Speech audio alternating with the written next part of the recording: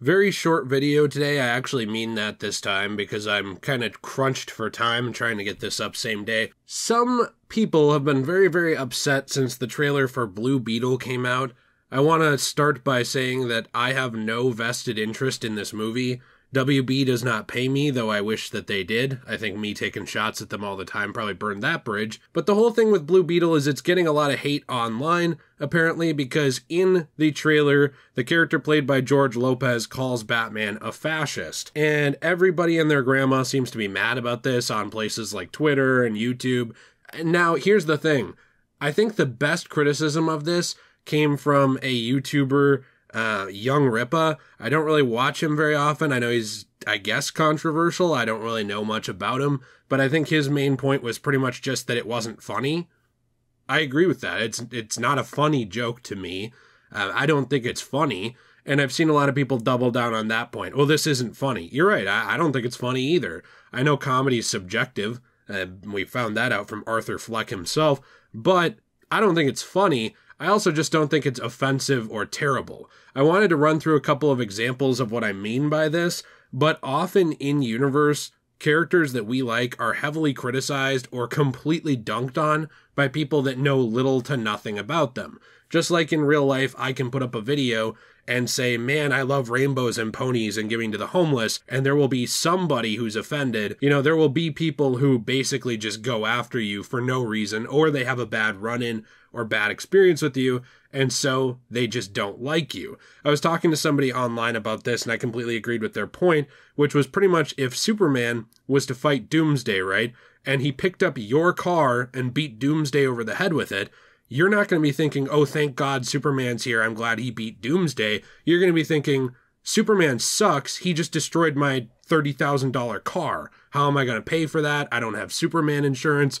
What's going to happen here? I'm screwed. You're going to be thinking about that. You're going to go on to think Superman is a dick. I hate that guy. You know, your one run-in or your one flawed experience or perception of Superman is going to jade you so you have a bad take or a bad opinion on Superman. So throughout comics, this is something that's very common because a lot of times people want to complain about this stuff, but they don't actually look at the comic books that they base their complaints off of. So today I wanted to take a look at one of them in particular, which was The Dark Knight Returns. This is one of my favorite Batman stories, as vanilla as that take may be, although I also prefer the movie to it, so maybe I'm just totally an absolute vanilla person on this take. But one of the main through threads of The Dark Knight Returns is the news media absolutely slandering and going after Batman because of his violent methods and tendencies and things like that. They're also not used to seeing him after so long being out of action, and they constantly bring on experts onto the news to talk about how he's a menace to society and needs to be arrested.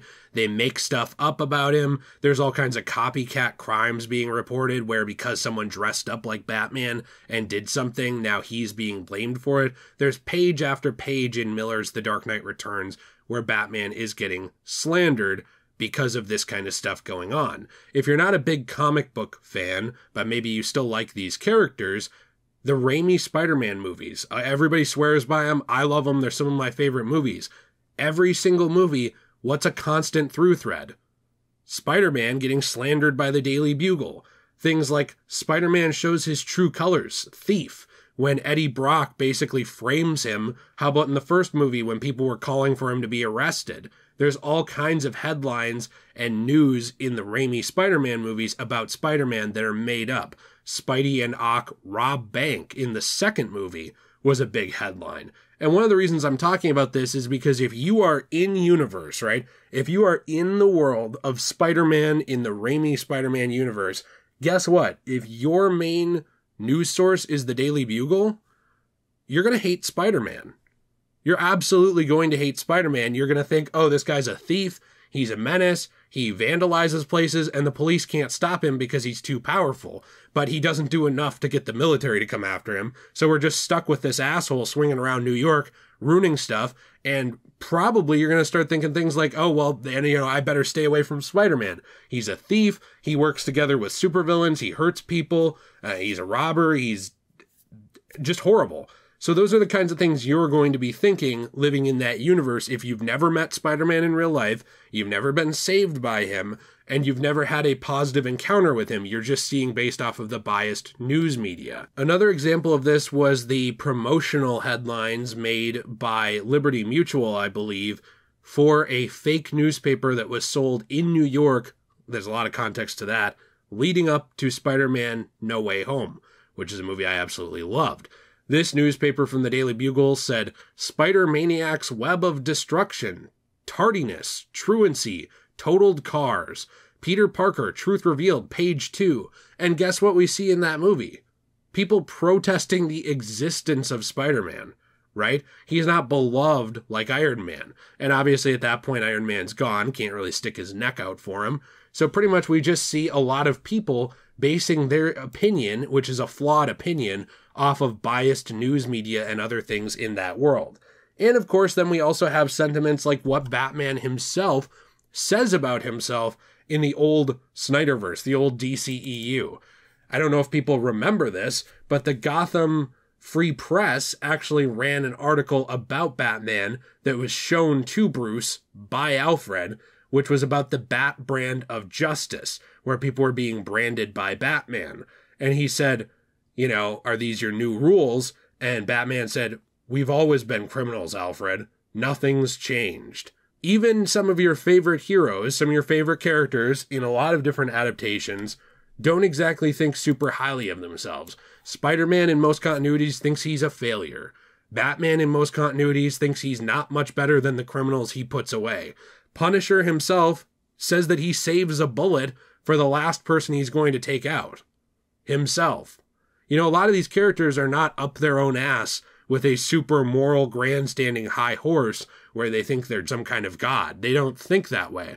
They don't think that they're the savior. They think that they're just a flawed person doing their best. Even Superman, of all people, who would basically have a right to think of himself in this ridiculously high moral fashion, doesn't think of himself that way. He thinks of himself as someone who's doing his best in a flawed world.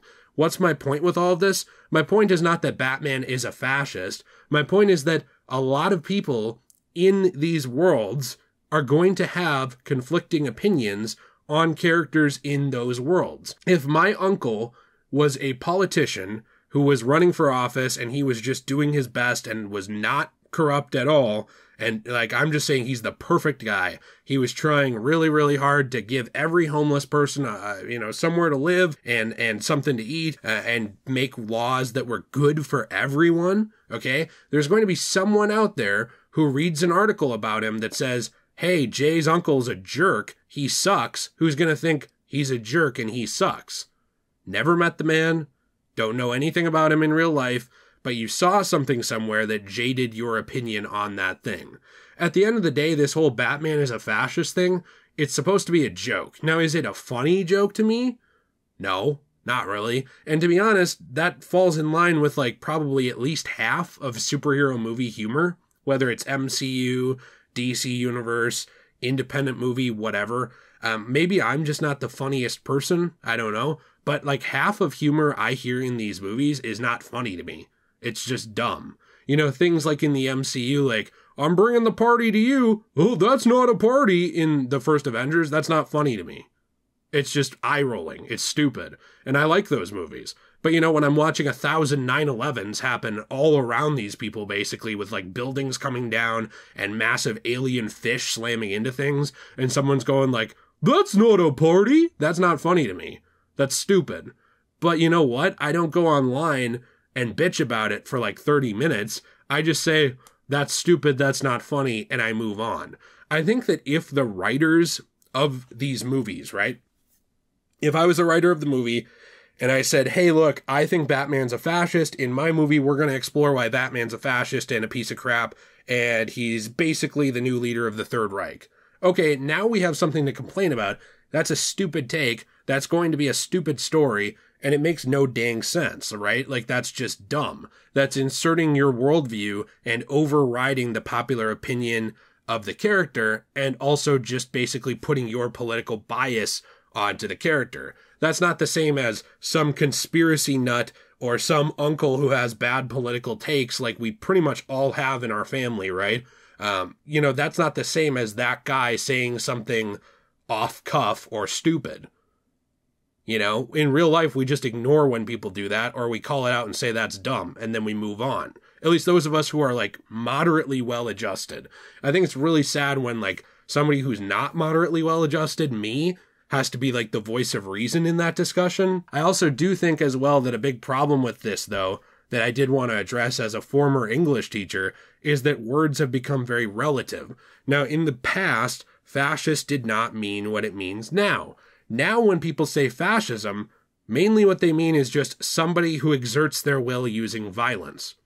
That is an extremely boiled down version of what fascism actually was. If you want to see real fascism, look at things like the Third Reich. Look at things like World War II. Look at things like Germany. That's true fascism, right? It's the government using a military body to do that, to exert the will of the government onto the people using force. If we go by just the definition, like the popular definition online now, of what fascism is, it just means person who uses violence to get their way. The problem with that is that can be applied to pretty much any major group throughout all of history, making everyone a fascist. If you use that definition of fascism, literally the American founding fathers were fascists at that point, because they used a violent rebellion to get their way. I mean, at that point, even groups that call themselves anti-fascist by name are fascist because they use violence. That's the problem. So this word has been morphed and changed by the internet to mean something completely boiled down. So there's people who are viewing this joke as like, oh, they're saying this is a Yahtzee from World War II. Well, okay, if you were to look at the word the way it was originally intended, yes. But the problem is nobody uses the word that way anymore because it's been changed and everybody co-opted the word to change it into something else. So now it just means person who uses violence to get their way, which then, if you are to define superheroes by, every single superhero would be a fascist according to the internet. That's why this isn't a very funny joke, because it relies on a misunderstanding of the word. So I get it's not funny. I don't think it's funny. I think it's dumb. But to get actually angry about the joke is weird. You know, I don't see people get this mad about stupid jokes in the MCU. I don't see people get this mad about jokes like in BVS, oh, is she with you? Oh, I thought she was with you. Like, I don't see people get mad about that. I just see people go, oh, that wasn't funny to me. All right. Okay. Or at most, like, maybe these movies aren't for me. I prefer something more serious. That's it. That's the well-adjusted response. I don't really understand people going online and making like 30-minute videos crying about this. That just seems a little odd. And I complain about a lot of dumb stuff. So again, when I'm the voice of reason in this discussion, I think we all have a problem, personally. Let me know what you think in the comments down below, but I'm interested to hear your thoughts. Please be sure to leave a like and subscribe if you enjoyed this video. I do have another channel that I actually just started, which is The King of Creepy, where I'm going to be narrating horror stories. I was going to say movies. Jeez. Horror stories and talking about horror stuff over there. So I hope you will check that out and enjoy it. Also, my wonderful wife, Jill, just uploaded another video on her channel. If you like superheroes, she reviewed a Sailor Jupiter figure from Sailor Moon, which is probably my favorite superhero anime of all time. So I loved that video, and we have all kinds of ways to help support the channels and other stuff down below, including a fantastic store also run by my wife Jill, where you can buy comic book resin pieces as well as great jewelry. So I hope you all have a fantastic day, and as always, stay shui.